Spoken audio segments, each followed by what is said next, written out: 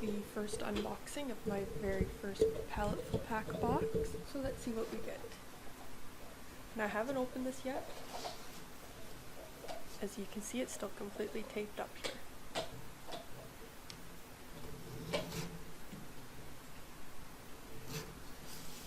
And apparently I can't cut the tape today.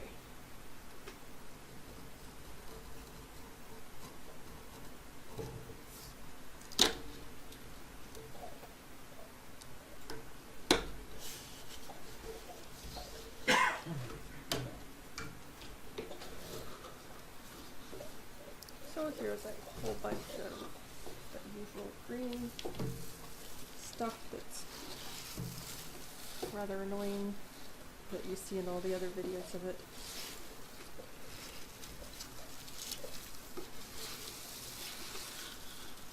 Seriously need somewhere to put this.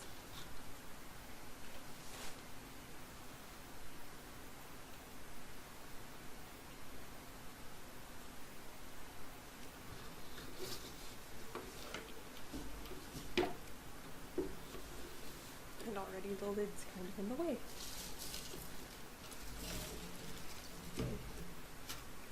So in this one, I get this Aqua ink.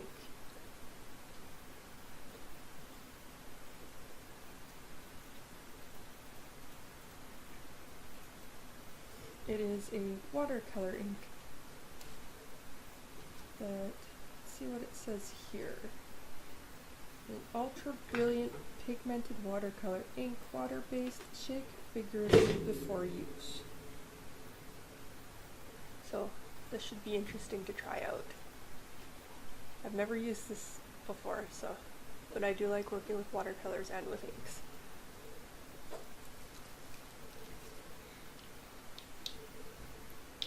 So in total I have 8 different Aqua inks. It's a nice selection too. See if they show the actual color name on them.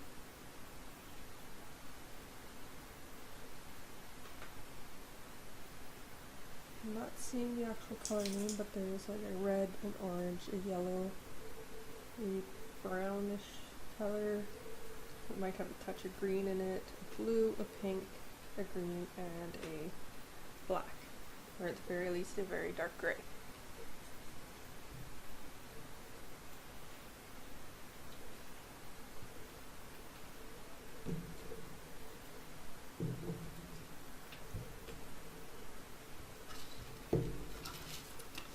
And then there's also a Fineliner Graphix Pen in the mix kit, which is by the same company that makes the Aqua inks. Oh, and it's a set of 4 pens. Nice.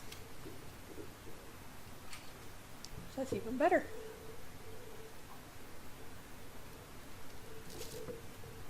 So the first one here is a brush tip. Try and get the camera to zoom in on it clearly. There we go. So it's a brush tip. It's a pretty fine brush too, much finer than a lot of the other fine liner brushes that I've worked with in the past.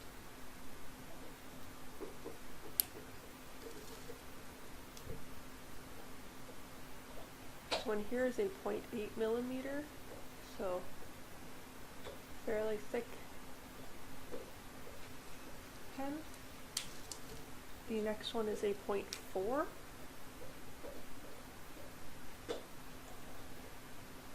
It's a pretty good size, although I tend to go for the 0.1 and smaller most of the time. And a 0.2.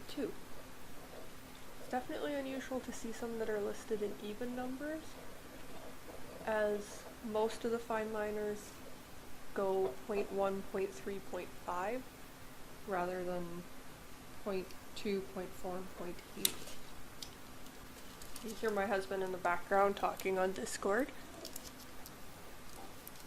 You'll probably hear him throughout the whole video. Not quite yet. So there are 2 brushes here, a flat shader and a round.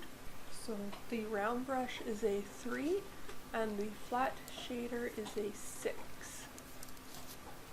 And then there's a Strathmore Mixed Media book with 15 sheets in it, and it is the 6x8.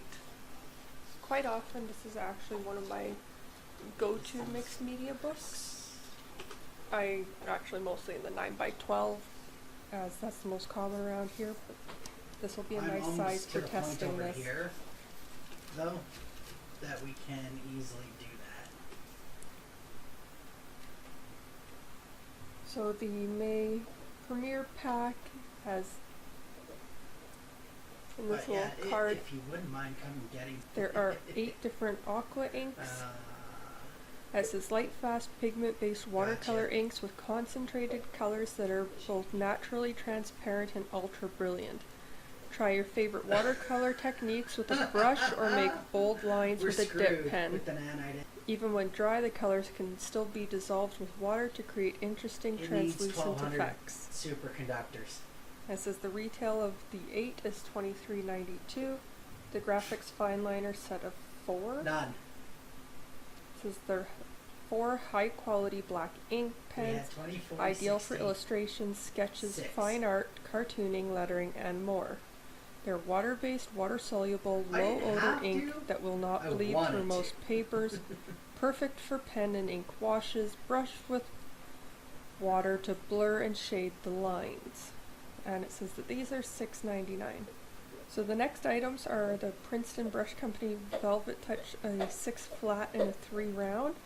It says they are the next generation premier quality mixed media brush. The blend of synthetic is unique to each individual shape to enhance performance. Comfort is also ensured with the brush's smooth signature Velvetouch handle, and it says that the 6 flat retails at $9.35 and the 3 round at $7.95. And then there's the Strathmore 400 series, 6x8 mixed media.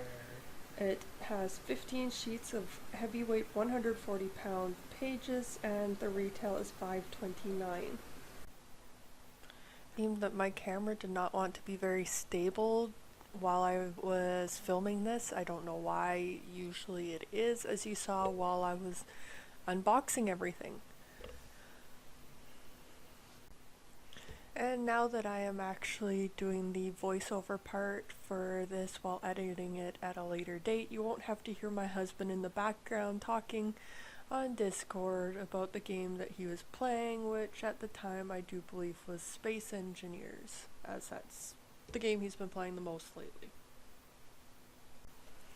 I wanted to make sure to give each of these items good test swatches and to mess around with all the different sizes of the lines that I can make with the brush pen before actually moving into creating an art piece with these. And the art piece that I came up with was one where I was actually able to utilize everything that came in the box. While I was testing out the Aqua inks, I was just using them straight out of the bottle. I didn't bother to go and get a little palette and put some of it in there and mix it like I would with a watercolor.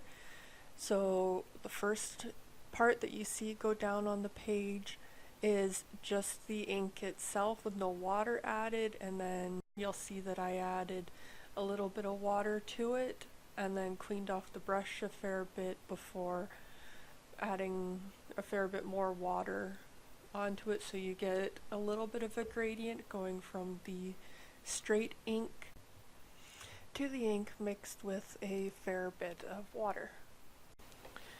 One thing that I will be playing with these more in the future that I didn't test out as much as I could have in this video is to create large washes of this on paper. The reason I want to test this out a bit more is because the ink actually seems to reactivate very nicely in the spots where it had already dried, which means that you don't end up with that line that can get in the middle of a wash if you don't keep it constantly wet when you're trying to fill in the large areas.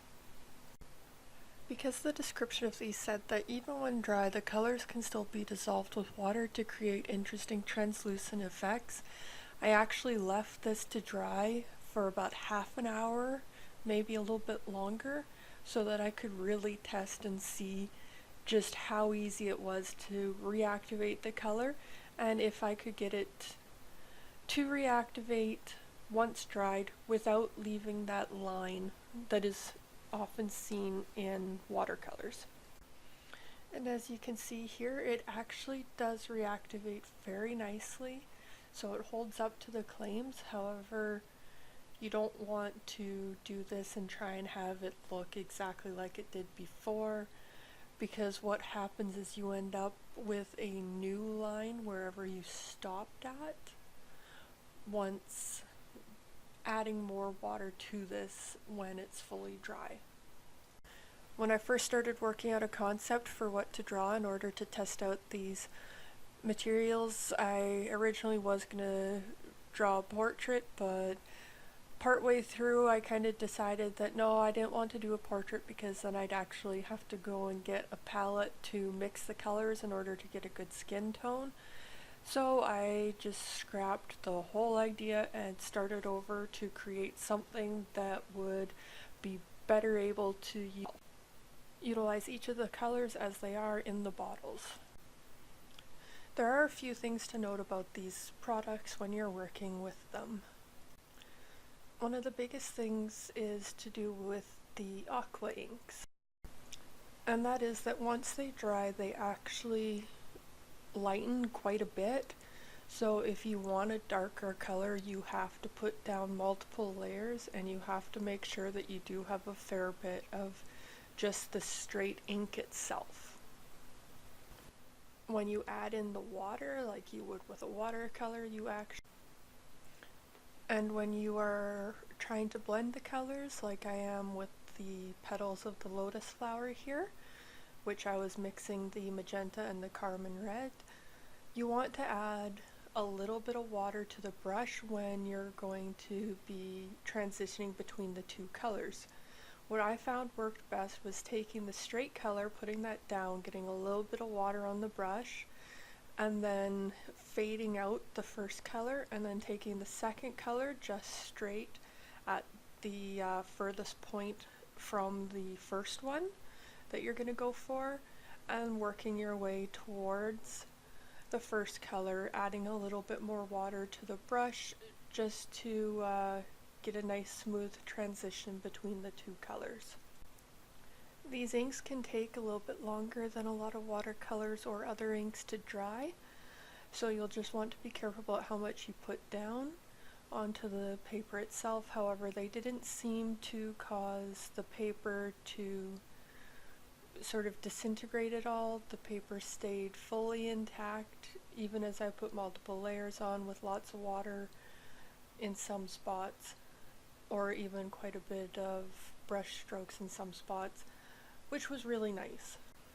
The only thing I really needed to do was just wait for the color to dry to add some more on top, but as these do reactivate quite easily, as was shown during the swatch tests, you will still have the color reactivate when you are adding on a second layer. So you'll just want to be careful with how much of the water and the ink that you use so that you don't end up undoing what you had on the first layer. Overall, these Aqua inks were a lot of fun to work with, and I will definitely be using them again. Because the fineliner description says that you can add water to blur and shade the lines, I added all the lines in afterwards instead of some before, and then the thicker lines after. For this piece, I didn't want to have the lines get blurred. I didn't test that during the swatches, which I probably should have. However, I will be testing that out in a future piece just to see how the water affects the ink in the fineliners. So thank you for watching this video. If you liked it, please consider giving it a thumbs up, and if you haven't already, please consider subscribing to my channel. I will be putting out videos more regularly again now as things settled down from being sick so much and having a new job. The biggest change to my schedule is that I will be primarily putting out videos on my days off, so be sure to keep an eye out for new videos.